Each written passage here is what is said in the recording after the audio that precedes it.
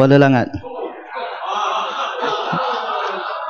Terima kasih. Ni Kuala Langat. Kuala Langat, boleh laluan. Kuala Langat diberi masa 30 minit. Bagan Serah dipersilakan celah. Terima kasih Datuk Speaker bagi laluan yang boleh. budiman Bagi dan bijaksana. Ni kawan lama ni. Kawan lama. Untuk Kawan lama. membahas Sila. dan Bagi laluan boleh. titah menunjuk kasih titah kepada tuanku baginda Bagi Yang laluan boleh ke? Tuan Agong. Pilihan Kuala Langat. tepat dan Bagi laluan padat. sikit. Ni Lenggong, Speaker. Lenggong diri ni Kuala Langat. Lenggong diri. Lenggong, tunggu dulu. Tak bagi peluang. Parit sulung boleh. Datuk Speaker. Melihat daripada ucapan titah kepada tuanku menyentuh tentang pendapatan tinggi menjelang 2020. Tersentuh jiwa ini bila mengenangkan yang berlaku dalam lantaran bawah yang memerlukan beberapa isu perlu dibangkitkan. Apa isunya? Pekerja asing. Pekerja asing menjadi Tangan letak dalam satu poket, gawan tangan tu. buruk kepada pekerja seluruh negara. Berapa jumlahnya kita tak tahu. Yang statistik yang dibuat berbagai-bagai. Hari ini saya dilaporkan mengikut jawapan daripada Menteri Kuala Langat. beralamat. Ni ucapan disediakan oleh Kuala Langat, orang lain sediakan. Bukan penerangan satu speaker. Ini disediakan oleh Abdullah Sani bin Abdul Hamid. Sila. Mengikut statistik yang dibuat, perkelangan mengambil tempat yang paling lumayan, melebihi Yang berhormat speaker ni menyindir Bagan 585,000. Serai ke? Peladangan 110, perbinaan 222,000, pertanian 142, perkhidmatan 136,782 orang, manakala pembantu 129,315 orang. Dan ini memberi satu soalan. Apakah P6 yang telah pun diwacanakan sebelum ini mendapat hasilnya? Jawapannya ada pada tanggal 27 hari bulan 6 2013 daripada jawapan keluar yang mengatakan bahawa sehingga 30 November seramai 619,661 parti telah dibersihkan dan diputihkan dalam program P6 yang hanya meliputi 503,161. Statistik ini dibuat oleh Menteri Sumber Manusia. Persoalannya, belanja yang begitu berjuta-juta, hasilnya sedikit sahaja. Apakah kita gagal? Menteri Dalam Negeri wajib menjawab. Jawapan ini dibentangkan dalam Dewan. Ikrarnya apa? Untuk memastikan putihan parti itu dilaksanakan. Apakah Kementerian Dalam Negeri berjaya? Pada hemat saya gagal 100%. Mengapa gagal? Ada sebabnya. Kerana apa? Sistem kerangka itu tidak melalui apa sepatutnya. Amanah yang diberikan kepada pihak tertentu tidak digalas dengan sebegitu maksimum dan mungkin diabai oleh Menteri Dalam Negeri. Tetapi Menteri Dalam Negeri yang baru tak ada. Saya sarankan supaya wakil-wakil mereka merujuk kepada keputusan yang telah didapat hasilnya daripada P6 itu. Gagalnya ia perlu jawapan segera dengan pelantikan Menteri Dalam Negeri yang baru. Saya khawatir dan saya amat takut dengan kemasukan parti pendatang asing ini yang begitu luar biasa, yang melebihi jutaan, yang mana pagi ini Gombak mengusulkan atas jawapan kepada soalan nombor 4, 3% penganggur menjadi satu igawan buruk. 300% Datuk Speaker, ia lebih kurang daripada 390,000 orang yang kategori keseluruhannya 13 juta. Ni Kuala Langat sekejap ya. Ni macam skrip Tan Sri P. Ramlee ya. Tak, saya ambil Rahim Razali. Rahim Razali. Datuk Speaker. Sila. Melihat daripada keputusan ataupun jawapan 80,000 siswazah penganggur dan dalam masa yang sama kita dimaklumkan dengan cadangan yang dibuat oleh Kementerian Pendidikan di waktu itu yang mengatakan nak mengambil pendidik dari luar negara untuk mengajar bahasa Inggeris. Apakah kita sudah kekurangan pelatih-pelatih atau guru-guru yang berkelayakan dalam negara? Malah kita dikejutkan lagi dengan pengambilan mereka-mereka daripada luar negara doktor pakar. Apakah kita masih kecil kumpulan anak-anak kita yang mampu menjadi doktor pakar? Yang amat mengguriskan lagi Datuk Speaker, Datuk Speaker note saya kata apa tu. Bagus. Sekurang-kurangnya fakta itu jelas. Dalam perbankan bank. Hari ini kita dimaklumkan CIMB mengambil pekerja-pekerja asing ataupun tidak jauh kumpulan-kumpulan anak Melayu yang duduk sebagai pengurusan. Apakah tidak ada anak Melayu yang mampu menterajui pengurusan bank? Maybank juga mengambil pekerja-pekerja asing. Kuat suara. Ni Bukit Gantang minta laluan. Sikit. Sila. Terima kasih kepada Ini sahabat saya di UKM ni. Terima kasih kepada Yang di-Pertua. Soalan saya, setujukah Kuala Langat dengan kemasukan pekerja-pekerja asing ke negara kita? Salah satu daripadanya ialah mendapat keuntungan dari kalangan kroni-kroni, terutama dari kalangan pemimpin-pemimpin Barisan Nasional untuk berniaga orang. Sebab tu macam P. Ramlee sebut, berniaga orang lebih senang. Setuju atau tidak? Ini persoalan, masuk dalam sebahagian daripada ucapan saya. Ini persoalan yang mengingatkan saya kepada JLC kerajaan yang mengamalkan pekerja asing, pengambilan pekerja asing. Tabung haji contohnya, peladangan, ambil pengurusan pengurusan pekerja luar negara. Apakah kita masih tidak dapat menampung kepakaran anak tempatan yang boleh menterajui peladangan? Begitu juga dengan syarikat-syarikat JSC yang lain. Ya, bos saya kena bagi itu. Yang berhormat Kuala Langat, Tuan Presiden. apakah Yang berhormat Kuala Langat sedar bahawa ada pelantikan baru di tabung haji? Ya. Pengerusi tabung haji yang baru dilantik daripada kalangan ahli parlimen. Hebat. Ya. Apakah harapan Kuala Langat terhadap pengurusi tabung haji yang baru ini? Apakah beliau mampu untuk memastikan pekerja-pekerja tempatan, pegawai-pegawai di kalangan rakyat Malaysia dapat diberikan tempat dan ruang untuk dilantik dalam institusi tabung haji? Apapun Gombak, saya setuju. Di atas jawapan Gombak itu mengharapkan ajakan paradigma yang berlaku dalam tabung haji. Tidak kira siapa pengerusinya. Yang penting insani jiwa murni itu harus diterjemahkan dalam organisasi tersebut. Saya merayu dan menyeru kepada pengerusi baru tabung haji ini supaya melihat ruangan yang ada ini diberikan kepada pekerja-pekerja tempatan, diambilkan dulu. Begitu juga dengan Sain Debbie yang mengambil pengurusan di luar negara. Saya memohon, saya menyeru kepada kementerian dan kerajaan supaya JLC ini memberi peluang kepada anak tempatan untuk mereka menonjol kebolehan. Mereka juga mampu, Datuk Speaker, belajar tinggi-tinggi tapi peluang tak diberi. Saya menyeru kepada seluruh JLC di bawah kementerian masing-masing supaya mengambil peranan utama, memberi peluang anak tempatan menterajui pengurusan dan jangan mengharapkan pekerja luar negara membawa hasil untung, sedangkan kita ada anak-anak muda yang memerlukan pertolongan dan diberikan ruang yang jumlahnya, Datuk Speaker, 80,000 mereka menganggur. Apakah mereka tidak layak? Jawapannya, menteri harus memberi mereka peluang. Dan itu adalah salah satu inisiatif yang boleh kita laksanakan demi untuk mengangkat martabat darajat anak tempatan kita. Datuk Speaker, berlabih lagi lenggong, berlabih lagi. GST, Datuk Speaker, saya tepat 6.40 saya berhenti, Datuk Speaker. GST, ya, direncanakan menjadi satu dasar baru yang akan dimatlamatkan untuk dilaksanakan. Saya tiada halangan untuk itu. Sebelum itu, perlu dikaji apakah dia seimbang dengan pendapatan hasil negara di pihak kumpulan pekerja.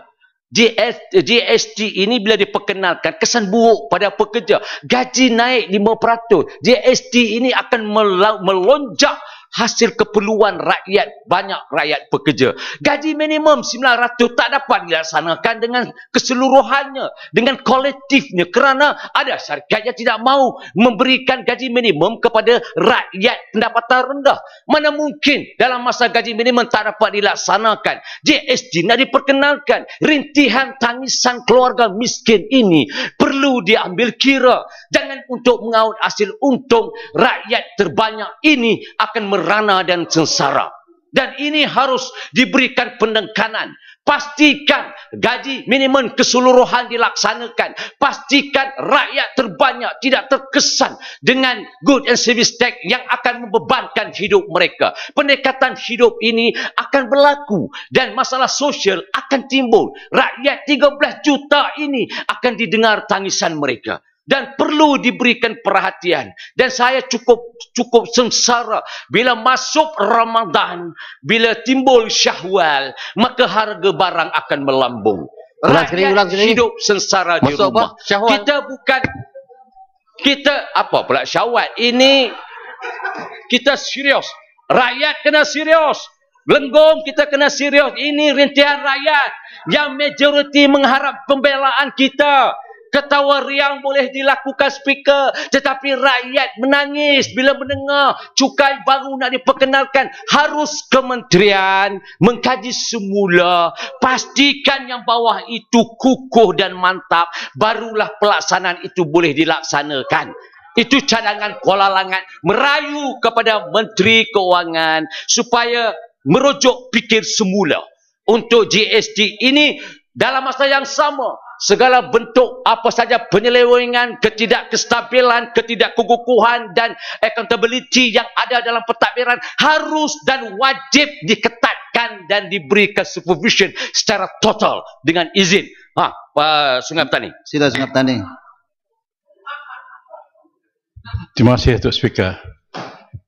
Kuala Langat, sedarkah Kuala Langat di bandar-bandar besar termasuk di Kuala Lumpur sekarang ini, kalau kita keluar malam dan bertemu dengan ramai, khususnya pemandu-pemandu teksi, kita akan terkejut mendengar bahawa ramai pegawai-pegawai kerajaan yang terpaksa mencari kerja kedua, the second job.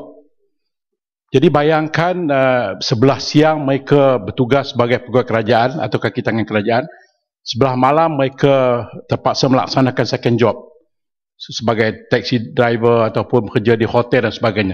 Ini mengakibatkan bapa-bapa amat mempunyai masa yang cukup sikit dengan anak-anak dan sekaligus akan melahirkan masalah sosial yang lain. Sebabnya seperti yang kau langat tadi, katakan tadi bahawa pendapatan tidak cukup dan rakyat Malaysia terpaksa mencari second job. Dan ini bersesuaian dengan apa yang kau langat katakan tadi, bahawa tidak berani kerajaan untuk menetapkan secara tegas gaji minimum tadi. Pandangan. Saya setuju dengan dengan Sungai Petani. Dengan demikian, kita memohon supaya Kementerian Sumber Manusia pastikan bahawa keseimbangan daripada perbelanjaan dan juga pendapatan itu harus dilihat daripada semua sudut.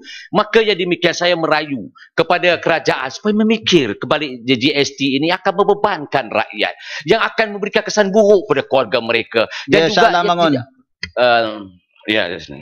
Kuala Langat perlu air. Kuala Langat perlu air ke? Nak air minum. Teh tarik satu. Terima kasih Kuala Langat. Terima kasih Speaker. Saya ingin bertanya pada Kuala Langat tentang persoalan GST ini. Sebenarnya ianya merupakan satu mekanisme untuk menambahkan pendapatan bagi pihak kerajaan. Ianya bukan merupakan satu mekanisme untuk menambahkan keuntungan pada syarikat-syarikat ataupun GST. Ianya merupakan sistem pencukaian yang ingin mendapatkan pendapatan yang lebih bagi kerajaan. Ya. Sedangkan kita semua memahami bahawa masalah yang dihadapi sekarang ini ialah masalah ketirisan, di mana berbilion-bilion telah dibaziri, berbilion-bilion yang telah berlakunya kebocoran, penyelewengan dan sebagainya. Dan tidakkah sepatutnya daripada nak membebankan rakyat dengan sistem pencukaian yang baru, ianya adalah lebih penting untuk kita mempertingkatkan efisiensi dan ketelusan pengurusan kewangan kerajaan itu sendiri. Tidakkah bagi pandangan Kuala Langat persoalan nak meningkatkan efisiensi dan ketelusan pengurusan kewangan kerajaan Barisan Nasional ini sentiasa diabaikan dan dibelakangkan, dan apa yang selalu didahulukan dan dikedepankan ialah persoalan nak cukaikan rakyat, nak dapatkan duit daripada rakyat, nak tambahkan beban kehidupan pada rakyat, tetapi dari segi ketelusan dan efisiensi pengurusan itu sendiri tiada apa-apa usaha yang bersungguh-sungguh daripada Barisan Nasional untuk meningkatkannya. Apa pandangan Kuala Langat? Saya setuju. Sebagai daripada ucapan saya. Masukkan. Ini memang betul. Soalan isunya ialah kita mahukan bahawa perkara yang tidak konsisten dalam pentadbiran itu harus diperbetulkan, dan penyelewengan itu harus dihukum, dan keadaan kepincangan itu diperbetulkan, maka berlakulah perseimbangan daripada bentuk dasar yang akan dilaksanakan oleh kerajaan dalam pembentukan kerangka masa depan. Datuk Speaker, ni ada masa pendek ni, banyak lagi isu nama awak ni.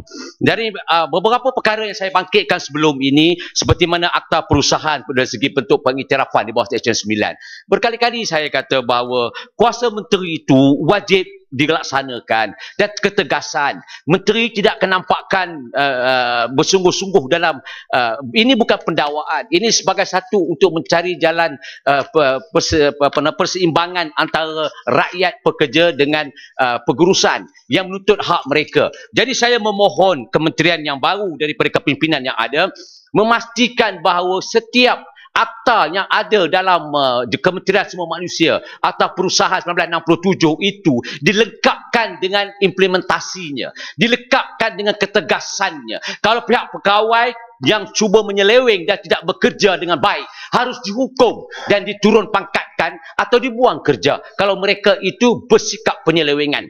Begitu juga dengan syarikat yang derhaka, yang khianat kepada akta undang-undang ini perlu diberikan hukuman dengan semaksimumnya supaya pengurusan lain takut untuk melakukan ketidakkeseimbangan kekuatan undang-undang itu sendiri. Saya percaya dan yakin dengan komitmen, dengan harapan yang tinggi oleh mereka-mereka dianggap sebagai pemimpin-pemimpin pekerja menghasilkan satu dasar baru, kekuatan yang konsisten, dan memastikan bahawa pembelaan hak mereka itu dapat dibelakan. Sebagai contoh, hari ini, besok saya nombor 2. Tetapi jawapan hari ini saya saya ajukan soalannya yang lebih bersikap konsisten. 2 tahun kerangka hukuman itu dilakukan. Mengikut falsafah Harun J, itu adalah satu melengkapkan pengurusan segera. Tetapi pada hari ini 2 tahun itu tuntutan papasan di bawah Seksyen 30 yang telah dipinda dalam Akta Perusahaan 1967 itu tidak melengkapkan keputusan yang adil kepada pekerja. Kes berterusan laku 6-7 tahun, dan harapan pekerja yang dibuang itu memberikan kesan buruk kepada perayu, dan majikan sewenang-wenang boleh melakukan diskriminasi pekerja dengan membuatkan pekerja itu disingkirkan apabila mereka menuntut hak, sebagai contoh untuk mewujudkan kesatuan sekerja. Ini berlaku di Westport Klang bila mana mereka menuntut kehakikan kesatuan dengan kesalahan mengisap rokok dipecat jawatan, dengan tidak berada dalam kawasan 2 minit dipecat dari jawatan. Sengaja dicarikan alasan, walaupun di bawah Seksyen 5 dan 5, 4, 5 dan 7 Akta Perusahaan 1967 yang membekukan, yang menyekat hak diskriminasi dan abuse dengan izin, tetapi majikan terus menerus melakukan perinayaan, dan akhirnya pekerja menjadi mangsa atas kekuatan undang-undang yang dilonggarkan atas tindakan yang tidak diambil. Saya mencadangkan kepada Kementerian Sumber Manusia supaya mengkaji semula di bawah Seksyen 8 yang memberikan kuasa semaksimum, tidak minimum, sebab menghukum tidak berada dalam gelanggang Mahkamah Perusahaan yang menghadkan kuasa mereka, memastikan pengkhianat, petualang yang menyiksa rakyat pekerja ini wajib menerima padah di atas kecurangan dan kezaliman mereka. Ini rayuan saya supaya dikaji hak atas undang-undang di bawah Seksyen 59 Akta Perusahaan itu yang membolehkan menteri mempunyai kuasa mutlak untuk merekomendasikan hukuman maksimum untuk pengusaha ataupun syarikat-syarikat yang berlaku pengkhianatan terhadap pekerja. Datuk Speaker yang saya hormati, terima kasih memberi ruang. Teh tarik lepas ini saya minum. TTPA, saya nak merayu kepada Menteri, kaji kebesanan yang akan berlaku terhadap pekerja. Saya risau dengan laporan Cuba, laporan daripada negara Eropah, Amerika Latin yang memberikan satu persoalan, membuka ruang kepada korporat-korporat besar yang akan terkesan dalam kelompok SME yang mengharap pembelaan kerajaan, yang akan mengkhuatiri akan terkesan kepada pekerja yang mengharap pembelaan kalau kuasa lain yang menjenguk negara ini dan menyentuh akan memberikan kesan yang amat buruk kepada rakyat pekerja. Dan saya melihat daripada sudut bila mana TPPA ini dilaksanakan akan memberikan kesan yang tidak konsisten dan akan memburukkan keadaan dari kelompok syarikat sederhana dan bawah. Dan saya khawatir dengan adanya implementasi dasar baru yang dibuat oleh TPPA. Datuk Speaker, Ya, 10 minit lagi. 10 minit lagi. Oh, terima kasih Datuk Speaker kerana tekun mendengar perbahasan saya diganti dengan oleh Timbalan Speaker yang berhormat. Jadi terima kasih kerana beri saya 20 minit lagi. Apapun yang penting TTPA ini harus dilihat dari sudut positifnya dan jangan kita gairah dengan menyambut pelawaan daripada negara-negara besar seperti Amerika, tetapi dalam masa yang sama kita abaikan hak rakyat pekerja yang jumlahnya 13 juta ini yang diberi kesan atas dasar kerangka yang kita tak tahu apa akan berlaku dan dicontohi di negara Cuba sebagai contoh yang diambil dan menakutkan ialah kerana dalam TPPA ini memberi ruang dan menidak hak rakyat dalam negara itu sendiri. Saya merayu kepada kerajaan supaya mengkaji semula, berhati-hati dalam memastikan persetujuan yang akan diambil dan jangan terperangkap dalam permainan ekonomi yang terbuka tanpa batasan ini. Datuk Speaker, hari ini saya nak bangun, Datuk Speaker tak bagi. Hari ini saya nak luahkan dalam segi KWSP tadi. Datuk Speaker, sebelum tahun 2002, kerajaan KWSP telah memberi pampasan 30,000 maksimum kepada pencarum-pencarum KWSP. Pada lepas itu berlaku satu dasar baru. Kerajaan telah pun menarik pampasan kepada pencarum yang meninggal dunia, iaitu daripada 30,000 kepada 2,500 ringgit. Apa sebabnya 30,000 yang diilhamkan oleh Allah yarham Tun Abdul Razak di waktu itu pada tahun 1973? Hasilnya ialah ingin melihat rakyat yang kehilangan suami atau bapa mendapat ruang teduh, sebuah rumah, meneruskan pendidikan. Dengan 30,000 itu memberikan kesan baik, maka berebut-rebutlah orang nak meminang bekas balu yang ditinggalkan oleh suami dalam tugas kerana ada 30,000. Tapi hari ini Datuk Speaker, 30,000 tidak dijelma lagi. Saya merayu Menteri Keuangan, berilah balik 30,000 itu pampasan kepada balu-balu yang mengharap pembelaan. Anak-anak kecil yang mengharapkan sumbangan dana untuk masa depan mereka. Pendidikan memerlukan dana. Saya merayu kepada KWSP mengkaji kembali daripada pelaburan yang membangkrupkan, daripada ketentuan hala tuju yang tidak menentu. Bantulah mereka-mereka yang mengharapkan pembelaan yang telah pun diwartakan sebelum ini, memberikan mereka sedikit imbuhan untuk mereka rasai daripada titik peluh daripada keluarga mereka yang telah pun meninggalkan mereka. Dan saya mengharap diberikan ruang kembali dan 30,000 pampasan maksimum ini dikaji semula untuk memastikan setiap mereka pencarum yang meninggal dunia, pampasan itu akan ditegakkan kembali. Datuk Speaker, daripada ruang yang ada pada hari ini, saya berkali telah pun mengutarakan subcontractor labor kepada contractor labor. Baru-baru ini kita telah buat satu pindaan. Pokok Sena meminta laluan. Saya rela hati memberi, tapi cuba 2 minit, Datuk Speaker. Sekejap saya, Yang Hormat Datuk Yang Ketua, balik kepada isu KWSP. Adakah Yang Berhormat bersetuju bahawa daripada jawapan Timbalan Menteri Keuangan pada pagi tadi bila menjawab soalan daripada Temerloh, iaitu isu berkaitan dengan lembaga KWSP memang ada wakil daripada kesatuan, tetapi tidak disebut bahawa panel pelaburan tidak ada wakil daripada kesatuan, dan ini dibimbangi bahawa keputusan-keputusan yang dibuat itu nanti tidak mengambil kira soal-soal kepentingan kepada pencarum-pencarum. Jadi Yang Hormat setuju atau tidak bahawa sepatutnya kerajaan mesti melantik wakil kesatuan di dalam panel pelaburan supaya memastikan bahawa setiap pelaburan yang nak dibuat itu mengambil kira kepentingan pencarum-pencarum. Saya, Datuk Speaker, saya nak bangun tadi ialah satu daripadanya ialah mempersoalkan tentang lembaga pengarah KWSP itu memang 5 daripada Persatuan Sekerja. Saya pun dalam kategori pemimpin Persatuan Sekerja juga dulu. 5 orang dalam lembaga pengarah. Tapi pelaburan tak ada. Dan kesannya ialah pelaburan itu mewakili 13 juta pencarum KWSP yang dipelopori secara maksimum oleh pekerja.